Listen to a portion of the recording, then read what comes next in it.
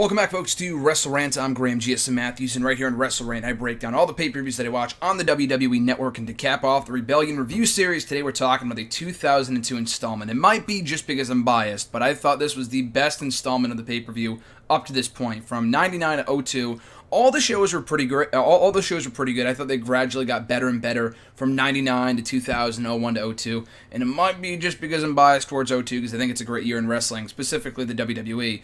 But I really enjoyed this show, which is really not too much of a surprise considering that the year of 02 had a lot of great pay-per-views to offer, specifically the SmackDown side of things, taking place over in the country of England, obviously, along with the other installments from 99, 2000, 01. Okay, so we kick off the show with Booker T versus Matt Hardy, Booker T being a Raw guy. Well, technically, we kick off the show with Stephanie McMahon, the SmackDown general manager, announcing that due to issue, I don't know if she outright said it was because Undertaker's wife, Sarah, was having a baby or not, but that was the reason why he was not at the show. It might have been, they might have said he wasn't at the show because of the Brock Lesnar attack from Hell in the Cell from the No Mercy match a couple weeks earlier. I'm not exactly sure, but that was the reason why he said that he was not there. But as a result, Booker T, not filled his place. It wasn't like Taker was going to take on Matt Hardy or anything.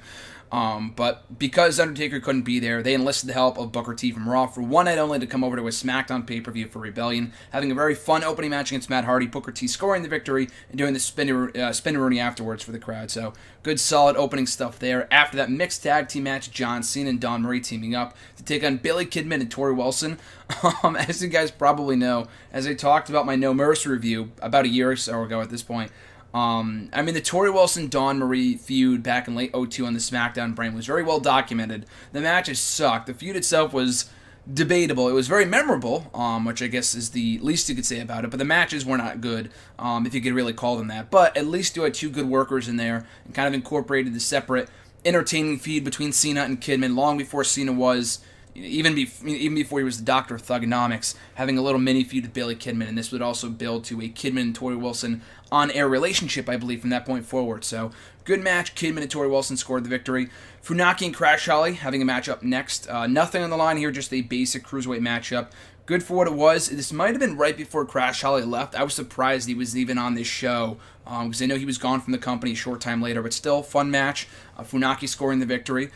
This match was for the Cruiserweight Championship, a triple threat elimination match pitting the champion Jamie Noble against Rey Mysterio and Tajiri. Really fun match. I always love the elimination style matches more just because if you really think about it, it makes more sense because one guy doesn't have to be pinned in order to lose, which I guess is part of the storyline that you could be protected by not being pinned. I understand that. But at the same time, I feel like it makes more sense to have everyone get eliminated, just because it proves that whoever the winner is the undisputed winner of that matchup, and it's not just stealing a victory. So anyway, Tajiri got knocked off early on. When it came down to Noble and Mysterio, it turned into a very fun cruiserweight matchup. Tajiri held his own. He had a good showing while he was in there. But once it came down to Mysterio and Jamie Noble one-on-one, it turned into a really fun matchup, and Noble had a great run as Cruiserweight Champion in the final few months of 2002 before dropping the belt to Billy Kidman at Survivor Series. But really good stuff here. Jamie Noble, in the end, barely eking out the victory with help from Nydia, his girlfriend, obviously, on air. And then Rey Mysterio exacting revenge afterwards by hitting a 619 on Noble and Nydia at the same time. And Nydia sold it like $1 million, too, so props to her. So a very fun match. Jamie Noble still a Cruiserweight Champion. After that, a random tag team match. The only match in the show that I could not have cared less about. Reverend Devon and Ron Simmons, apparently a tag team that was born out of the tag team title tournament to crown the inaugural WWE Tag Team Champions, taking on the team of Val Venus and Chuck Palumbo, another pairing that I did not know was a pairing until this pay-per-view. So, really a meaningless, forgettable match. Reverend Devon and Ron Simmons won. I guess they just put the two black guys together, the two white guys together that were directionless on SmackDown. Really kind of a weird, meaningless move, but still, like I said, a pointless match that thankfully did not overstay its welcome. A 4-minute match, get it out of the way. That's the best I could say about it. After that, Rikishi versus Albert, a match I didn't really, again, care too much about, but Rikishi won. It was a kiss my ass match. It doesn't say that here in the stipulations, but I do remember them saying that whoever the loser was had to kiss the winner's ass. And Albert refused to go with it, to go through with the stipulation. And the referee said, he got on the mic afterwards and said, if you do not go through with the stipulation, you will be suspended indefinitely, Albert. Which is something I do not remember them saying when Ziggler and Sheamus did the same thing about a year or so ago.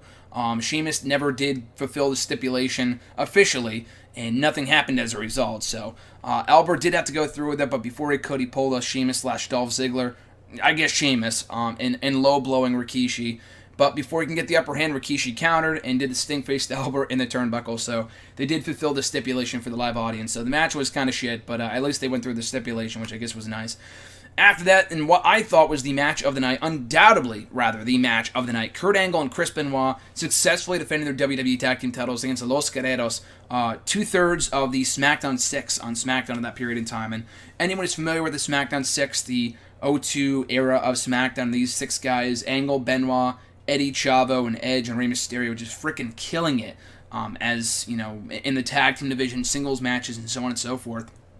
In the final few months, of 2002. Just another stellar match. They got great time, almost 17 minutes of in-ring action, nearly as much time as the main event got as well.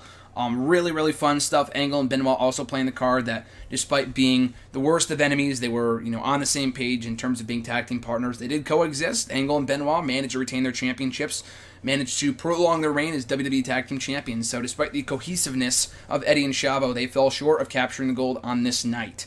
And then we get to the main event for the WWE Championship, a handicap match. Brock Lesnar and his advocate Paul Heyman defending the gold against Edge. And Edge could pin Paul Heyman to win the championship, which was kind of part of the allure here. So Edge may not have stood a chance against Lesnar one-on-one, but he did stand a chance with Heyman, even though it was technically a handicap match. But if he can get Heyman alone and he pinned Heyman, he could become the new WWE Champion, which was kind of gave him some believability as the number one contender to the title. So I don't know if Edge was randomly slotted in this spot because in the absence of The Undertaker and the original match was supposed to be Taker-Lesnar, and I'm glad it wasn't. I'm kind of glad that feud had finality for the time being until 2003, I guess, had finality at No Mercy inside Hell in a Cell. But this match was an amazing substitute. Some really, really good chemistry between Lesnar and Edge, and I'm surprised they never really went back to this feud at any point. I don't know when they would have. Edge got hurt in early 2003, and then by the time he came back, Lesnar was gone from the company.